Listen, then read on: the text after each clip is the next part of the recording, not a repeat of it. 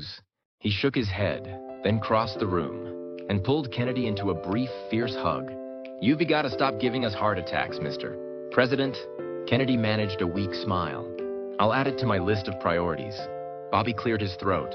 "I'll give you a few minutes. I need to coordinate with the detail anyway." He squeezed Kennedy's shoulder once, nodded to Marilyn and Peter, and left. The door closed. Marilyn sank onto the sofa, her hands clasped tightly in her lap. Peter poured 3 glasses of water from the pitcher on the sideboard and handed them out, then settled into an armchair. Marilyn shook her head slowly, as if trying to grasp something just out of reach. "I don't know how to explain it, but sometimes I feel like I'm remembering things that didn't happen, or things that did happen, but differently." She laughed, but it was a brittle sound. "I sound crazy?" "You don't," Kennedy said softly. She looked at him sharply. "LDBL quote, you feel it too?" "RDBL quote par." It wasn't a question. Kennedy didn't answer, but something passed between them. An understanding.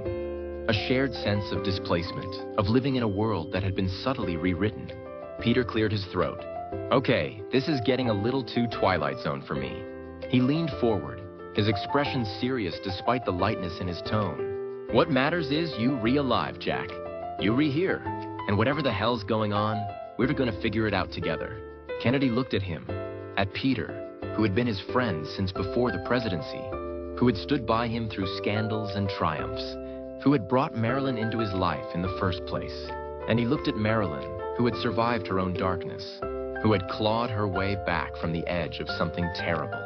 In another life, a life he couldn't quite remember, but could almost feel she hadn't survived. In another life, neither had he. "You rewrite," Kennedy said quietly. "Things are different now." He squeezed Marilyn's hand. "And I think that is a good thing." Marilyn smiled a real smile, small but genuine. "Glad you read here, Jack. I'm glad we'd all here." "Me too," Peter said, raising his water glass in a mock toast. "To second chances." Kennedy lifted his own glass. "To second chances." They drank, and for a moment the weight of the day lifted.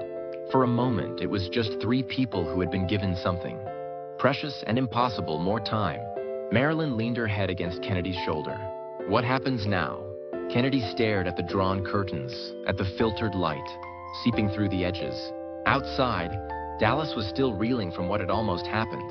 The news was already spreading about the assassination attempt. "President survives, investigation underway." But inside this room, in this moment, there was only quiet.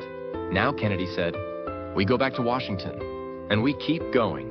"That simple?" Peter asked. "That's simple." But even as he said it, Kennedy knew it wasn't as simple at all. Someone had tried to kill him today. Someone had set history on a course toward his death, and he had defied it. The question was what came next, and who or what would try to stop him. Another knock at the door. "Bobby S. voice, Jack, Air Force One is ready."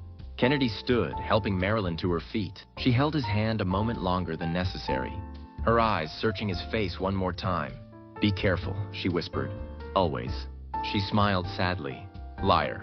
He kissed her forehead gently, then turned to Peter and shook his hand. "Thank you for coming. Both of you." "Anytime, Mr. President," Peter said. "Literally any time." Kennedy opened the door. Bobby stood in the hallway, flanked by agents. Beyond them, the machinery of the presidency was already in motion. M-phones ringing, aides conferring, the world demanding answers. But as Kennedy stepped into the corridor, he glanced back one last time. Marilyn stood in the doorway, backlit by the soft light of the suite. And for just a moment, she looked like something out of a dream. Beautiful and fragile and impossibly real. She raised her hand in a small wave.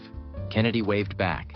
Then he turned and walked toward the elevator, toward Air Force One, toward whatever came next. Behind him, the door to the suite closed softly. And in the silence that followed, Kennedy felt it again, that strange electric certainty. History had tried to kill him today. But history, he was beginning to understand, was not as fixed as everyone believed.